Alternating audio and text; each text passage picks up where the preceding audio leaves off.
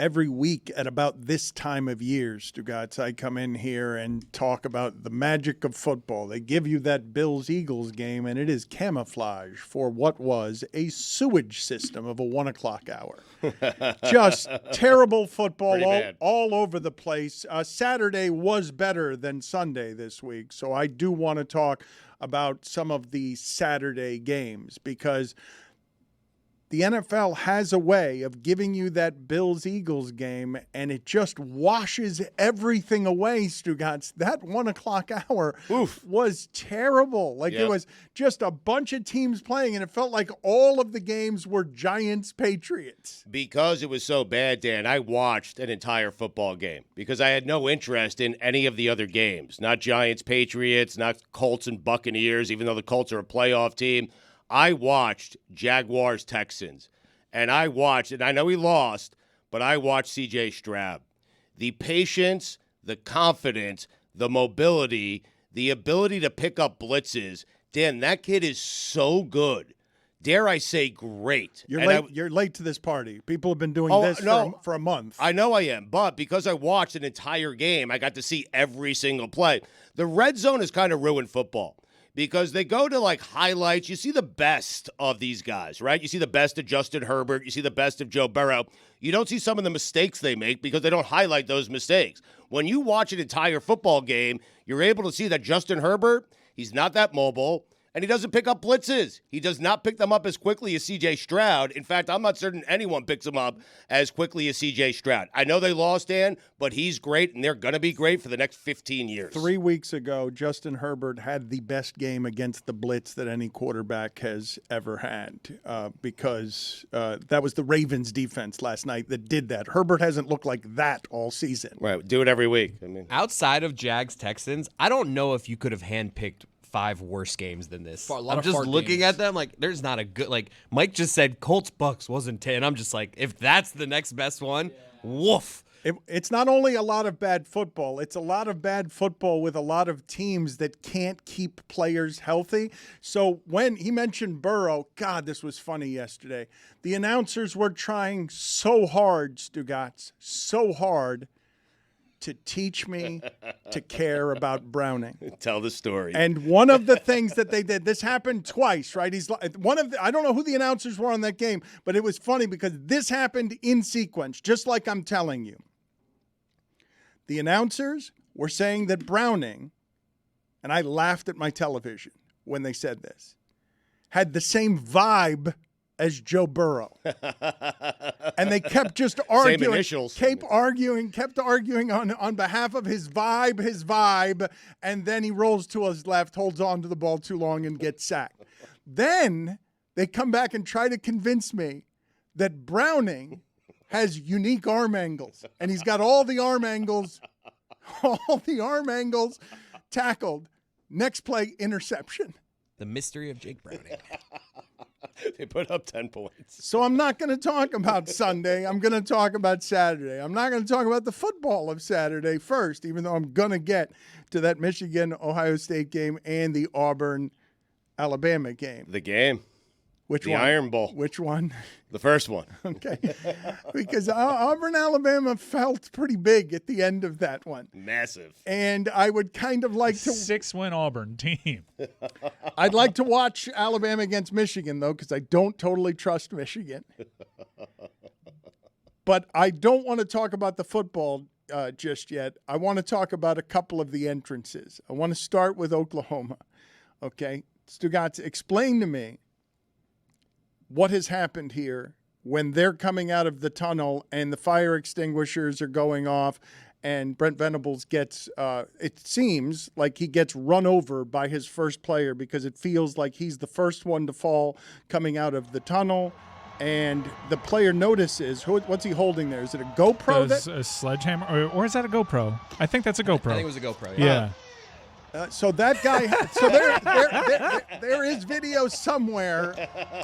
One of the players there has to stop and be like, stop! Well, they look back, but you can't stop the running onto the field. You're just going to have to persevere. It does. The trickle effect is great, though. That is great.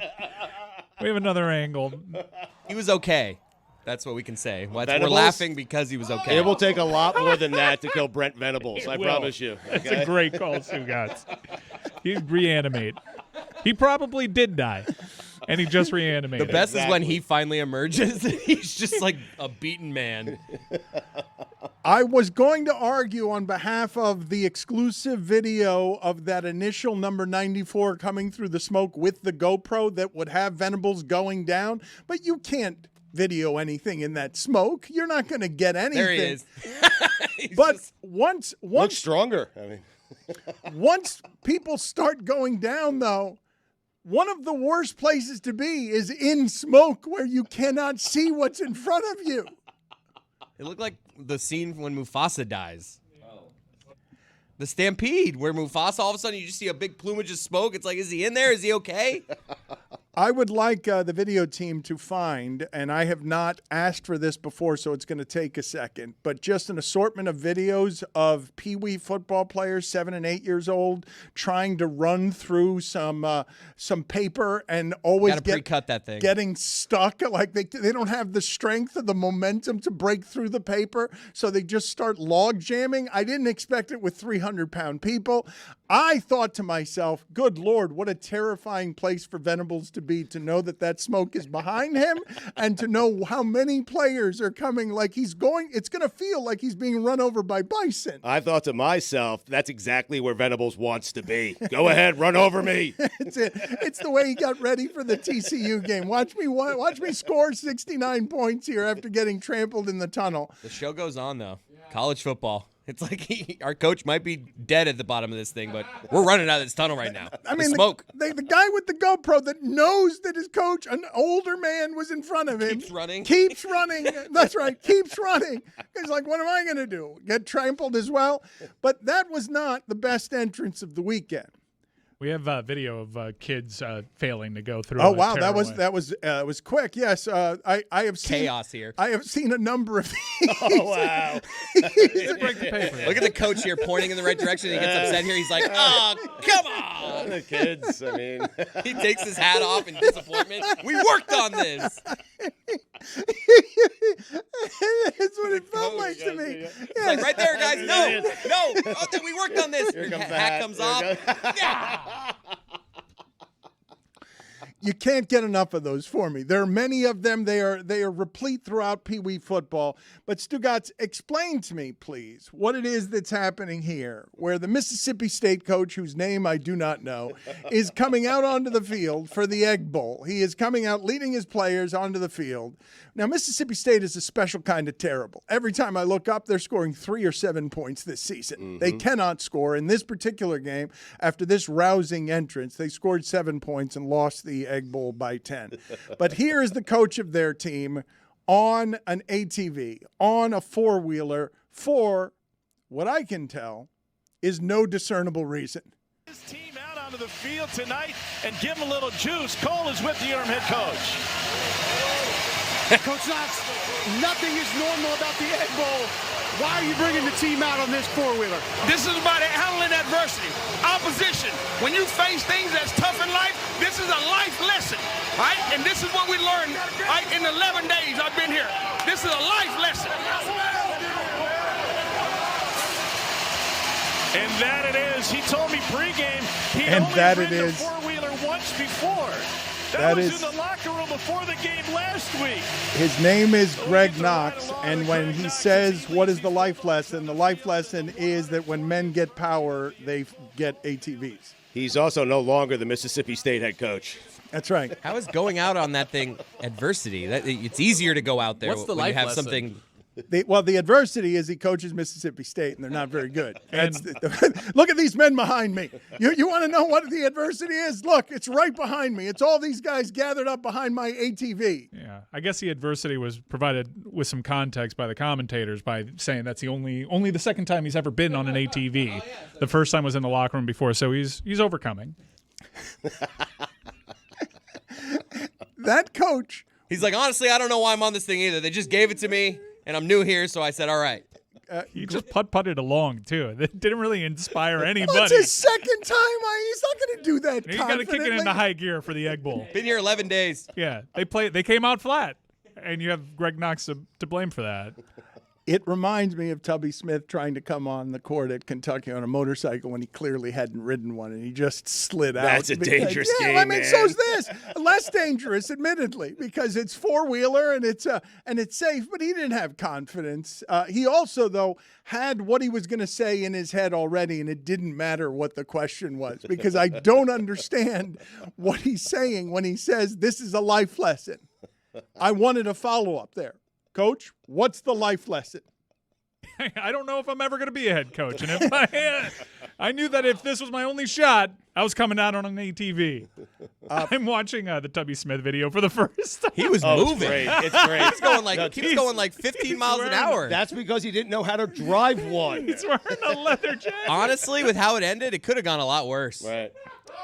He could have ended up going into the stands. That's how you stop when you don't know how to drive a motorcycle. I don't know if, Stugotz, and I don't mean this is correction. I'm just generally not sure that drive is the correct verb there for a motorcycle. Ride? It's not What do you do? It's not drive a boat, for example, and it's not drive a captain a boat? motorcycle. I don't think. Put it on the poll, please, at LeBatard Show. Is the correct verb for what you do on a motorcycle drive? Apparently, At Reddit LeBatard says Show. you ride a motorcycle. You ride the hog, yeah. Okay. The four-wheelers, Stugotz, have you ever been on one? No. I have wrecked one. I have. How? dangerous. I went Adversity. into a whole it was a life lesson. By sitting on it?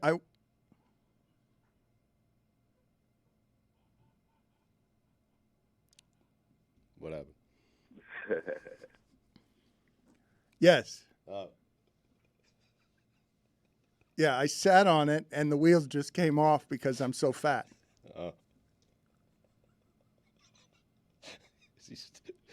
Is he staring at me?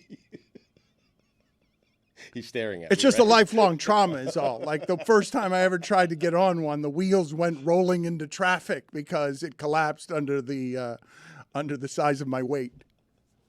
You guys were lamenting how bad the 1 o'clock window was. And I don't think really you're applying the necessary context in that we got 4 games before the normal 1 o'clock window on a Sunday. So naturally it's going to be a little diluted. It's not like the games that we got in advance were kind of great.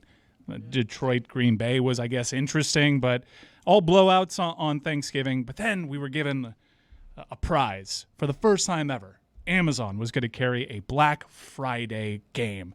And before the season, it looked like it was going to be great. Tua versus Aaron Rodgers.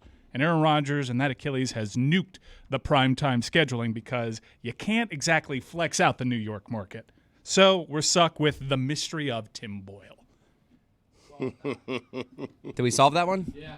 I mean, you can see why he's starting because he has such great command of Nathaniel Hackett's offense. He's starting this upcoming week too.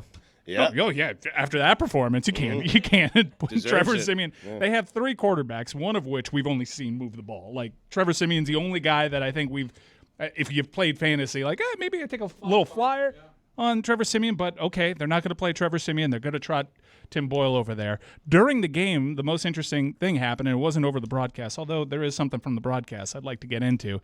Mike McDaniel, who was winning for much of that game, and then at halftime, you had one moment where the Jets could have maybe taken control of that game. Oh, was that great? And on a Hail Mary, they end up throwing a pick six. So Just so people have the context, the Dolphins are at the time winning 10-6, and with 2 seconds left in the half, Tua throws his second interception. And if you're doubting the Dolphins, you are watching how they will lose in the playoffs. If you're a Dolphin doubter, you're watching Tua have something close to the golf that game that's going to also end whatever happens in Detroit, where you can see from here how the game's going to end. 2 seconds left in the half. He's thrown a couple of terrible passes. This is the second of them. right. But the game goes on. Dolphins in full control. And I can see from this video that we're about to queue up that the score is 27-6. And Jets fans, God bless them, they think that this is a great time to talk trash to the head coach on the opposing sideline. Because he's near the heater, right? Because he's from Miami and he's a wimp who needs a heater. And because we're Jet fans. Yeah, he's not from Miami, but he is wearing joggers, and the ankles are probably a little nippy. in the cold weather. But this is what happens when Jets fans try to talk to Mike McDaniel for standing next to a heater and give him some guff. I'm cool.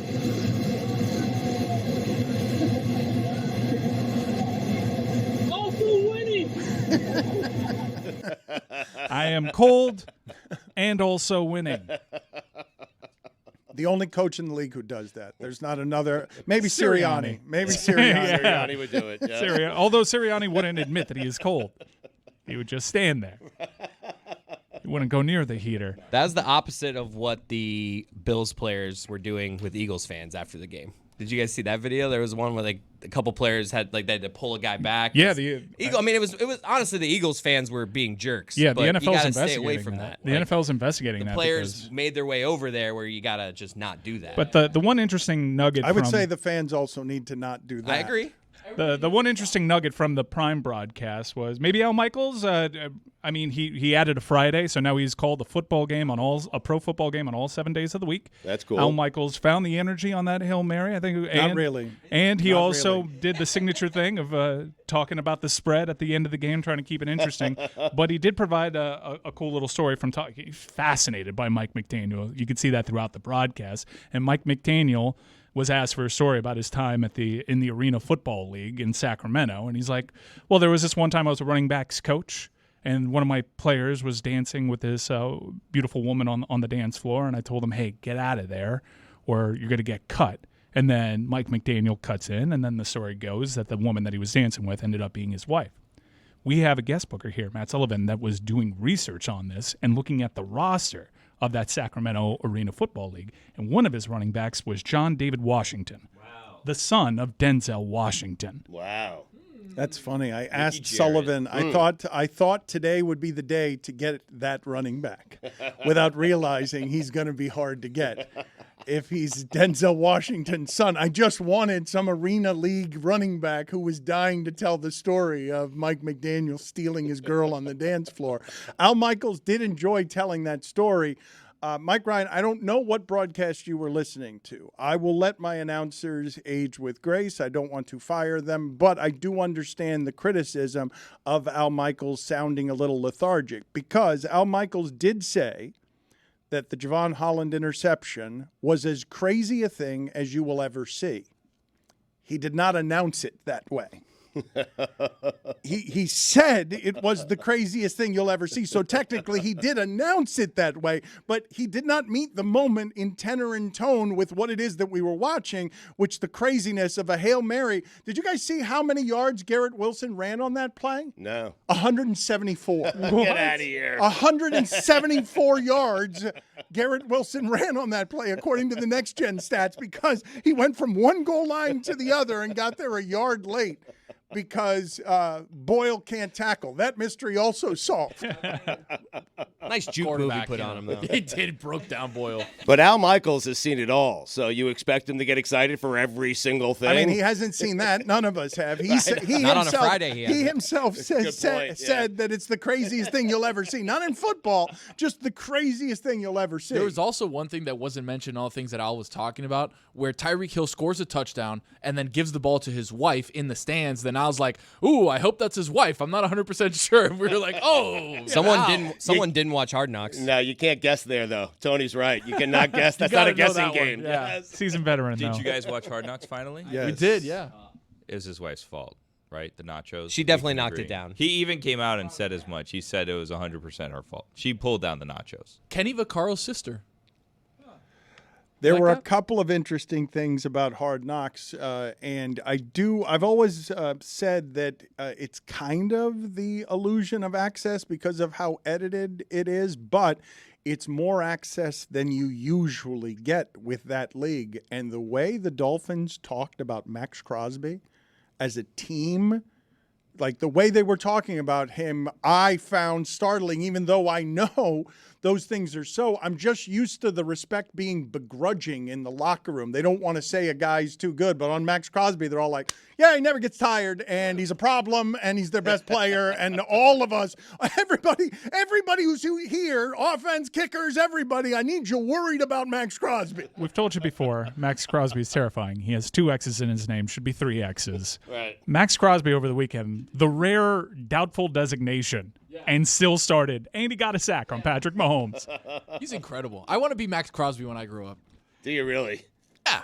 I think the most terrifying guy in the league, Matt Crosby is up there, but I think Chris Jones is probably the most terrifying guy in the league. Myles Garrett, when Myles Garrett leaves in a sling, I'm like, people shouldn't be doing what Myles Garrett is doing for a living if Myles Garrett can leave in a sling.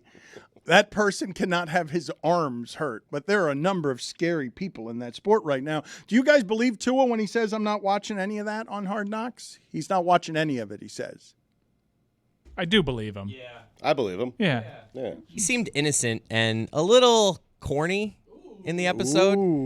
He seemed to me, honestly, like he's more fun than he leads on. Like he's capable of being like down and having a good time, and then when he's in front of the microphone, he like turns it off. A little too excited. He wants to give you nothing. A little too excited about Secret Santa for me. Oh, I loved it. I'm a big time guy.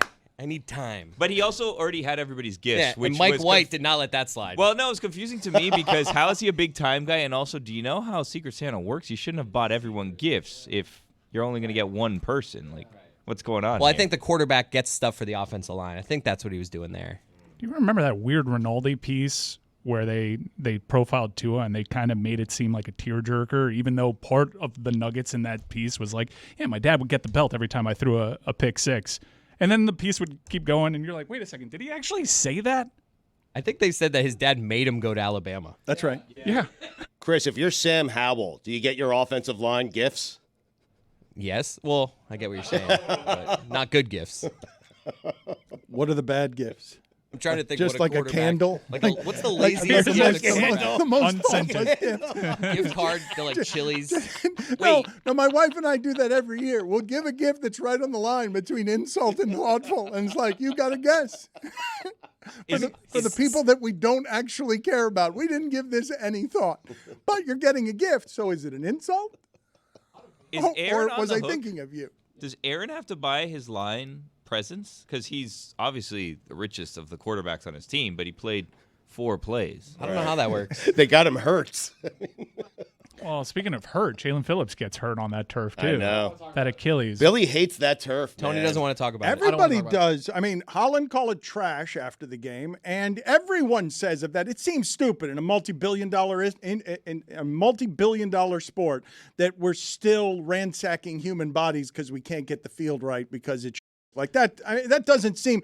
They should be sparing no expense on making it most probable in the violent sport that you can't get hurt with a non-contact injury because the turf is. Well, there's also like certain fields that people just get hurt on. Like MetLife, people get hurt on. Cincinnati, people get hurt on. Right. I heard San Francisco also, a lot of people get hurt on that one. Why can't you do something about this? I mean, the the Jets are going to get hurt. The San Francisco one's just rumors, though. Well, it was Mike Fuentes, I think, that told me. Yeah. Oh, okay. So Here's the thing. You're going with Or, it? you know what? I think it was Gino that told me. It was a little about a lot. One of the Fuenteses. The turf at MetLife is the cause of a lot of Achilles injuries, but it has me watching the Jaelan Phillips injury in a different way, where you see that rubber band Achilles kind of snap when they did the replay of it, and I was like, oh my God, I lost my mind. I have a very irrational fear that my Achilles is going to snap like that, like walking up the stairs. Or like doing something normal, all of a sudden it's going to be like... Because Jaelan Phillips, all he really did was push off. Yeah. He didn't do anything done crazy. That 1,000 times just in the last week.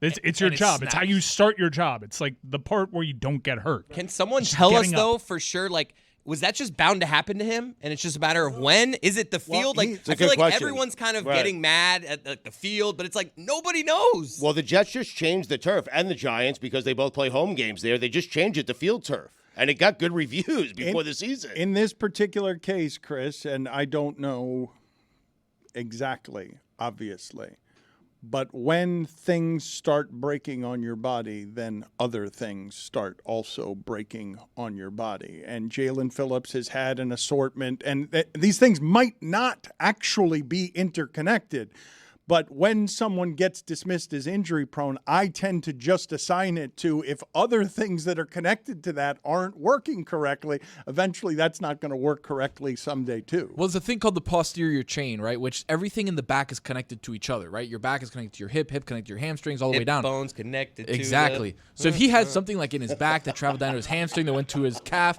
all of a sudden that thing snaps, it can happen. I mean, there's just so many injuries on that turf, but it should be noted that Jaelan Phillips is a player that once in his college career had to medically retire. So he's had a lot of stuff going on his body, with his body. So I guess that theory does hold some water, but the theory that holds more water is all the injuries and all the stars that have succumbed to that turf in MetLife. They have a real problem. That is an injury that really hurts the Miami Dolphins because their pass rush is made a lot less effective when he is not a part of it. But I want to accentuate and put the spotlight on how poorly Chris Cody did that particular song. The toe bone's connected to the foot bone. The foot bone's connected to the ankle bone. The ankle bone's connected to the leg bone. Now shake 'em, the skeleton bones. I don't know. I don't really know the end of the song. Yeah. I don't remember that part either, see?